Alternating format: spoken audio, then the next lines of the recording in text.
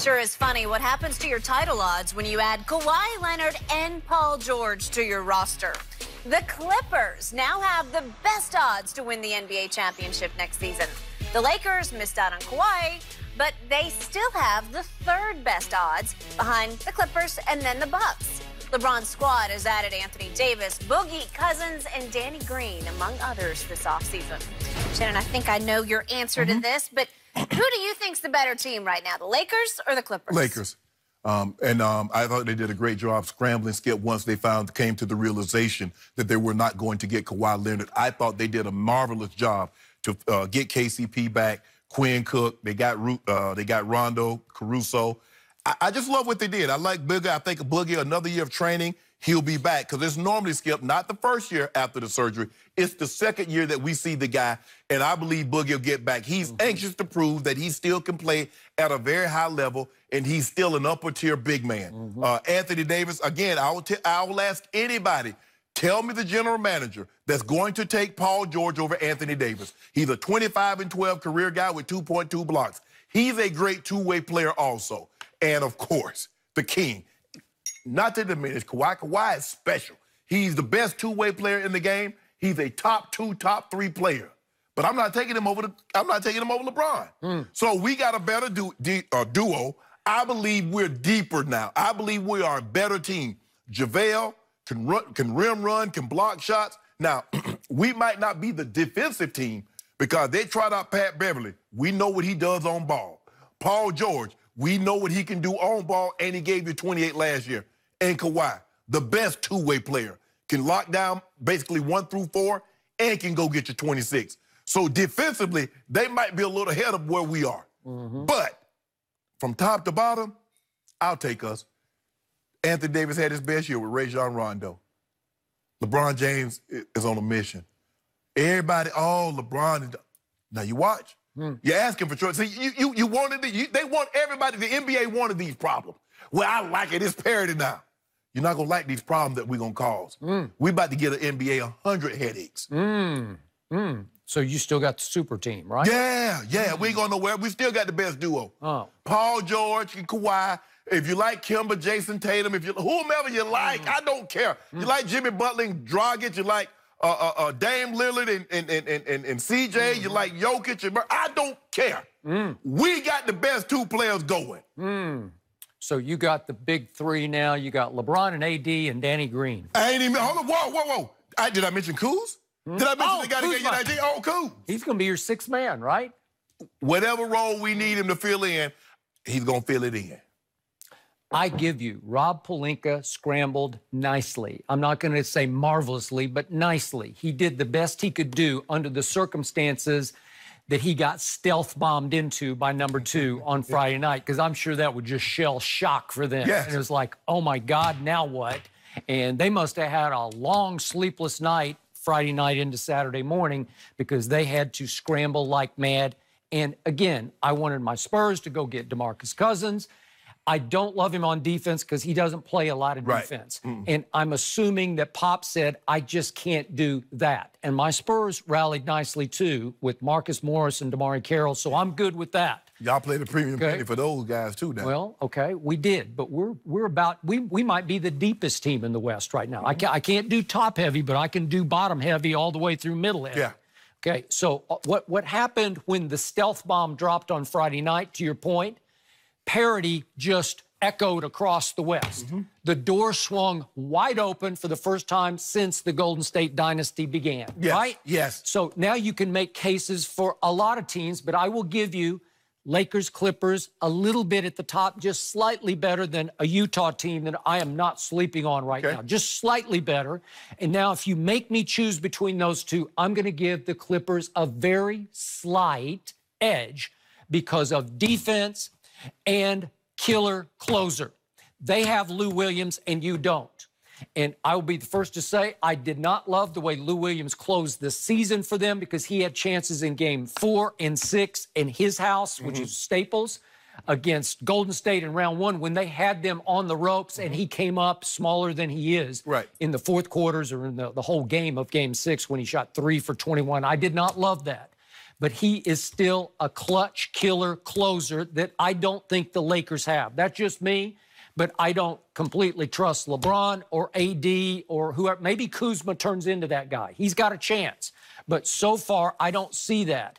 And on defense, you don't have only one best two-way player in basketball. You got the two best two-way players in basketball, because I can right now make a case Paul George is a little better two-way player than number 2 is, because, again, he had 2 banged-up shoulders and he didn't shoot it that well in the playoffs, but he led this league in steals this year. He was first-team all-defense. Andrew had a career-high 8 rebounds. 8 rebounds? Are you kidding me? And he had a career-high in points scored, and a career-high in assists, and a career-high in PER and win shares and all that. He had a fantastic year, and we're about to talk about Russell Westbrook and what that did to him.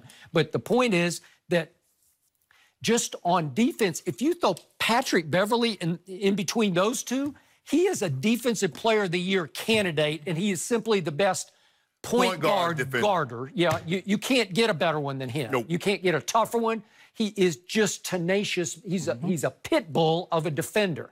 So when those 3 are across the line, when you're trying to bring the ball up, you're going to have a hard time. Yeah. But I don't, to your point, how many games will number 2 play? I have no idea. I mean, did he negotiate in 41 out of 82? Well, I don't know. Maybe. What he negotiated in is that when I don't feel well, I'm going to take it off. I'm out. The back-to-backs are probably out. Skip, look, and you make concessions. When you want something, you know, he's like, okay, I want my medical staff. I want 3 guys here and I want 4 guys there. Steve Ballmer's worth about $41 billion. No problem.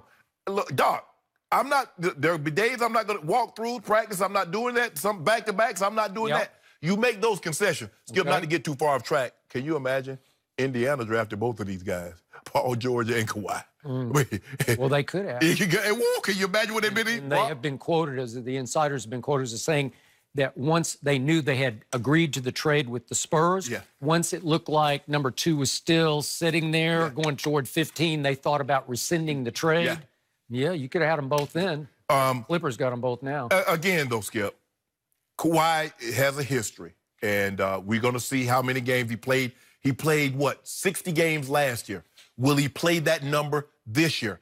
Paul George has had shoulder surgery on both shoulders. Now, there's a lot of speculation that he might not start the season. Okay, so what does that do for Kawhi? But all said and done, Skip, give me Bron, give me AD, and give me that roster. Yeah, they're a little older, but Danny Green was second in three-point shooting. That's what he was. He was second in all of the NBA. And he's not the defensive guy that he once was, but he'll still play very good defense. Anthony Davis is no slouch. Nope, he's no slouch. KCP is not the lockdown, but he can knock down shots, and he plays a little D. And that's what you need. You need guys that can space the floor, because LeBron and AD going to do their work. And then if we can get a 85% Boogie, good night, Irene. How'd it work out when Boogie played with AD, old friends that they are from Kentucky roots and back to that program? What happened when they played together? They had some big games. Here and there. Yeah. The Twin Towers. Twin Towers. But you know what? But here's the thing. The question is that they're going to have to figure out, is it better to go JaVale, AD, and then bring Boogie off the bench, or do you start Boogie at the 5 and the AD? So I mean, look, that's a great problem to have. You got a guy that's a career 21 and 10 guy. A guy the last 6 years, he was like 25 and 12. How do you play this out? But that's a great problem to have. What do you do with Kuzma? Do you start LeBron at the point and go Danny Green, Kuzma, AD, JaVale, Boogie? Or do you bring Boogie off the bench and go LeBron, Rondo, Danny Green, JaVale, AD? Great problem to have. The other problem you have is LeBron James is entering his 17th NBA season. No problem and whatsoever. He's got high mileage, and he suffered his first significant injury last year.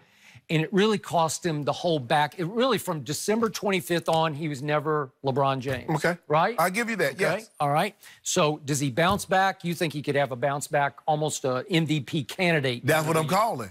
And in fact, now that you don't have number 2 in the way, does that open the door for him to be the MVP? Yeah. Okay. You predicting he's going to be a favorite. Oh, yeah, he's going to be a favorite. He's the favorite? I said he's going to be, he one of the guys. Oh, absolutely. One of the guys. Yeah, he one of the guys. Would you Top predict guys. right now that he would win it? It's going to be hard for him. I can see if they get to 50, I said 56 games, you and I got a couple of cases doing that. We get to 56, yeah, we got that thing in the bag. Yeah. Yeah, What did we bet, like 20 cases that they're going to win the championship next year? Yep. I know I said that we got Kawhi. Oh, that was an if? Yeah, we got Kawhi. I don't remember an if on that one. Yeah, there was an asterisk. Yeah, we got Kawhi. I thought that was made just with AD. I don't remember. But we don't have Kawhi, Skip. Okay. But I love what we got. Yeah, okay. Sometimes you got to be satisfied with what you have, Skip, baby. Okay, and yeah, back to the Clippers and their defense. They even have an ex-Laker, Big Zoo, that you love. Big Zubots. I did love. That they stole at the trade deadline for Mike Muscala, right? Is that going to go down in history as one of those? What the hell is Mike Muscala now? I don't know. I have no idea. He's not a Laker anymore. So Big Zoo, they just gave him a lot of money. I think they gave 4 him years, like, $28 million. Yeah, 28. So $7 million a year, right? But I told you he was a free agent. I thought we was going to get it back. Well, he was restricted. So they had the first shot, and he took it. So they're good to go. So he's going to be their rim protector and their postman if they need. In the playoffs, see, they didn't need it. They didn't play him much against Golden State. Yeah, it's hard. Golden State was Yeah, because they got Draymond. That's not a good matchup for him. So do you have maybe a little more depth than the Clippers do? Maybe just a little bit. They got Shamet, obviously. They still got Mo Harkless coming off the bench with, obviously, Lou and Montrezl. I think they signed JaMychal Green. I think so, too. Yeah, I think they will. So the point is that everybody now has a chance. And I look at the playoff teams from last year, and only one of them just fell off the map, and that's the Thunder. Yep. That's the only one. And again, I made a case that your Pelicans might have a shot at the 8th seed. Now it's going to be really difficult because Utah is right there with the Clippers and Lakers. Right. And when you have Donovan Mitchell, I do think you have a killer clutch closer. Yeah. And he's only going to get nothing but better with Mike Conley, where he doesn't have to handle it so much. It's going to be tough for the Pelicans, Skip, because Houston, even though with all their bickering, they're still a 50-plus win team. And listen, don't write off Golden State. Don't write them off. Once Clay comes back full tilt, which I think it'll be in March, maybe for the playoffs, then they're going to be a factor. Denver is just, they're just going to get more experience. And Jamal Murray is a closer. I think he's clutch as anybody. And then Portland's still going to be Portland. They're going to win a lot of regular season games, not postseason. They're not poor. And then again, I still like my Spurs with DeJounte Murray coming back at point guard. I still think they're going to be a factor and could be a contender in this group with this more wide open. So that one stealth bomb that dropped Friday night opened the West up for come one, come all. No, actually didn't. Actually didn't. It only gave a lot of people false hope. Really?